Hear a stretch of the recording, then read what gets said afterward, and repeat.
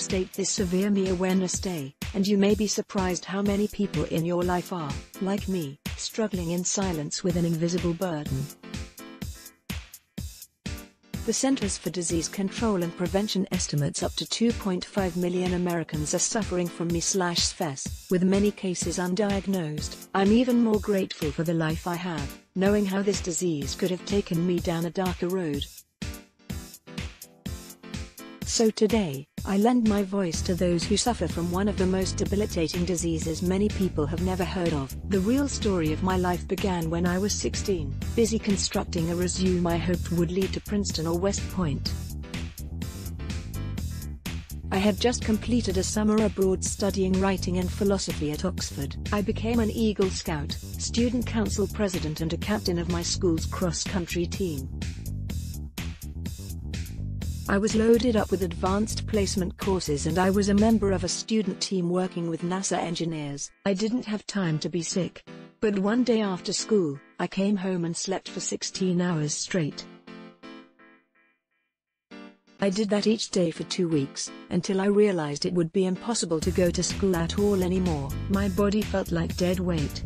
I had flu-like symptoms, severe headaches, and my brain felt so foggy it was impossible to read more than a couple of sentences. Through my high school's hospital housebound program, 3 teachers filled out the rest of my academic year with house calls to instruct me and administer tests, sometimes at my bedside. For 6 grueling months, I didn't know what was wrong. It took visits to 16 doctors from a litany of specializations to finally identify the illness stealing my life. But among Me/SFES patients, I consider myself lucky. 25% of patients spend their lives bedridden. Some become so sensitive to light that they must live in darkness. Many lose the ability to eat solid food or to speak. One patient told me that simply taking a shower feels like running a marathon. The bad news is you're not going to die. Currently there is no FDA-approved drug to treat Me/SFES, a problem that devastates patients as much as it frustrates physicians. Before I was diagnosed, I remember lying on a rheumatologist's table too sick to sit up for more than 20 minutes. I recall her saying, "You're clearly very sick, and I'm determined to figure out what it is. It could be chronic fatigue syndrome, but if I diagnose you with that, that means there's nothing we can do."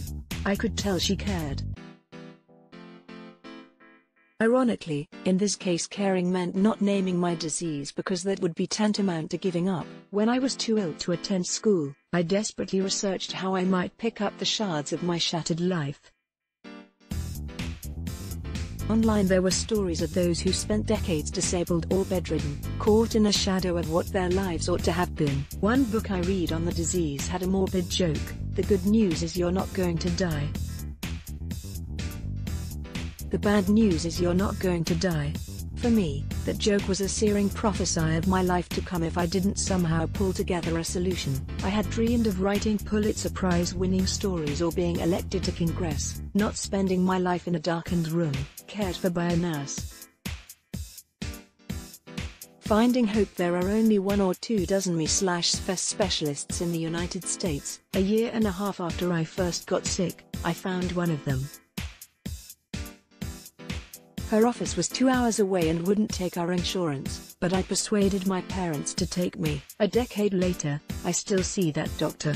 I have to take 20 pills a day, give myself a weekly shot, and get an 4 infusion every month. It can still be tough, but I can work and travel, play sports and see my friends. My daily conversations with other patients remind me how far I could still fall back. Many of the treatments that work for me are often out of reach for most patients, geographically and financially. And for those who can access the treatments, many are too ill or have been sick too long for them to work. Despite the hardships, there are beacons of hope, with world-class scientists searching for biomarkers and new treatments. The Open Medicine Foundation coordinates a Me/SFES research partnership at Stanford and Harvard. You can support their ongoing studies through online donations. With continued support, they might one day find a cure that works for all me/SFAS sufferers. If you know someone with this disease, or a similar issue, please lend a hand. Go visit them if they're too sick to go out. Bring them groceries, because even getting basic necessities can be a mighty struggle. And most of all, please just listen, for they are far more lonely and isolated than you may realize. My family and friends have saved me more times than they will ever know, just by being there.